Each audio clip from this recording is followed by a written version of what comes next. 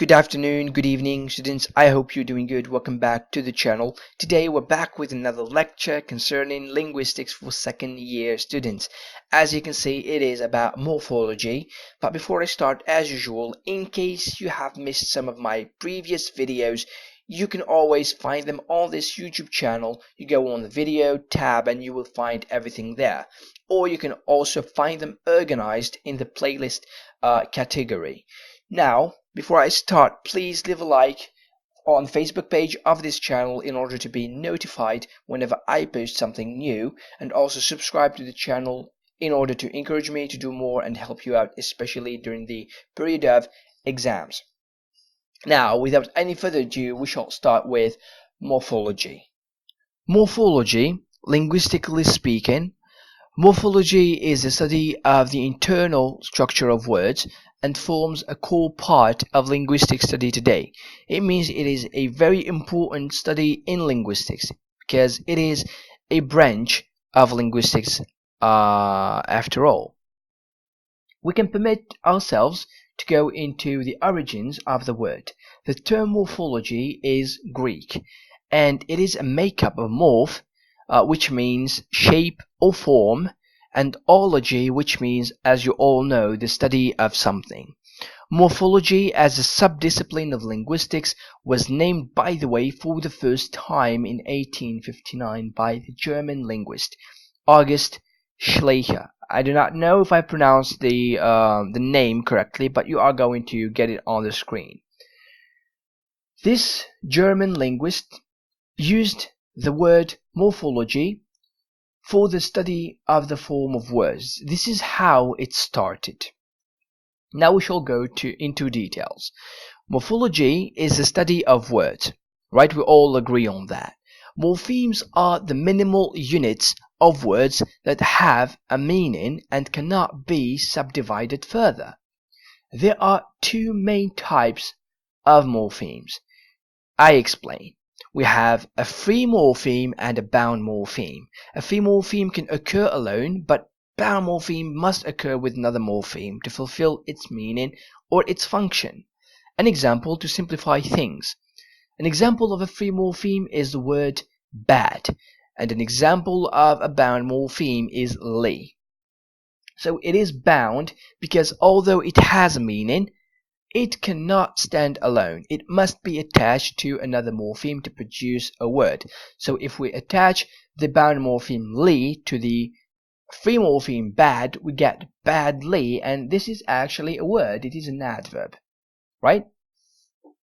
Now, when we talk about words, by the way, there are two groups. We have lexical words and we have function words. Lexical words, I explain, lexical words are called open class, or the open class words, and they include nouns, verbs, adjectives, and adverbs. Why are they called open class words? It is probably because each day, or we can say that linguists add or tend to add new words. Why? Because a quick example to understand, we have technology now, so new things are being invented right now, but we do not have names to describe those new things. So linguists, or the people who invented those things, they give names to their inventions and they are added into the dictionary. So this is why they're called open class words, because new words can regularly be added to this group, whereas function words or closed class words, they cannot new words cannot be added into this category because generally there are conjunctions, prepositions, articles, and pronouns. I hope this is clear. Then we move to affixes. This is very important. Affixes are generally the bound morpheme. The group of affixes includes prefixes, suffixes, infixes, and circumfixes. I explain each one of them. Prefixes are added to the beginning of another morpheme. Suffixes are added to the end. Infixes are inserted into other morphemes, which means generally in the middle, and circumfixes or circumfixes are attached to another morpheme at the beginning and end. And the end. Sorry. Following the following things that I'm going to display, there are examples of each of these four categories. We have the prefix re added to the verb do produces redo, or in the case of editor, or these are non-English words such as pharmacus, it means to be strong, and geliebt in German, which means to be loved. So there are two, there are two categories of affixes. We have derivational and inflectional. The main difference between the two is that derivational affixes are added to morphemes to form new words that may or may not be the same part of speech, and inflectional affixes are added to the end of an existing word for purely grammatical reasons. I explain.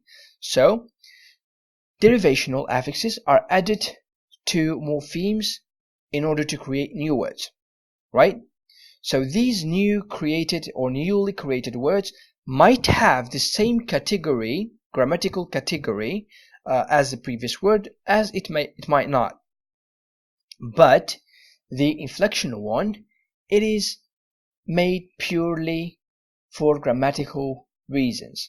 In English, there are only 8 total inflectional affixes. We have the S of plurality, the S of third person singular present. For example, we say she waits. We have the ed to indicate past tense. For example, he walked. We have the ing to indicate the progressive. For example, she's watching. We have the en to indicate the past participle. For example, she has eaten. We have the s for plurality, such as 3 tables. We have apostrophe s for possessive. For example, John's cat. We have the er for the comparative, such as you are taller, you are bigger. And we have est, of course, for superlative. For example, you're the best, or you are the tallest, or whatsoever. And in case you're interested in word formation, we have 6 ways to form new words. We have compounds, are a combination of words. Acronyms, they are derived from the initials of words. We have back formation, they are created from removing what is mistakenly considered to be an affix. We have abbreviations or clippings. They are generally, it is shortening longer words, and eponyms are created from proper nouns or names. And blending, of course, it is combining parts of words into one. Examples, of course, compounds such as doghouse, acronym such as NBA, that stands for National Basketball Association, or scuba, which means self-contained underwater breathing apparatus.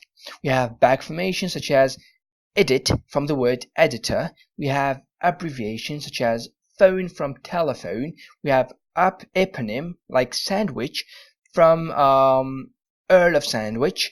We have blending, smog from combining smoke and fog at the same time. This is it for morphology for today. If I have made things clear for you, that's more like it. If you have questions, feel free to ask me in the comments below. I'll answer them as soon as I see your questions. Do not forget to subscribe to the channel, share with your classmates, and also leave a like for the Facebook page of this channel in order to be notified. I tell you, see you in the next video. Peace. Let it go, make my body go, make our bodies high.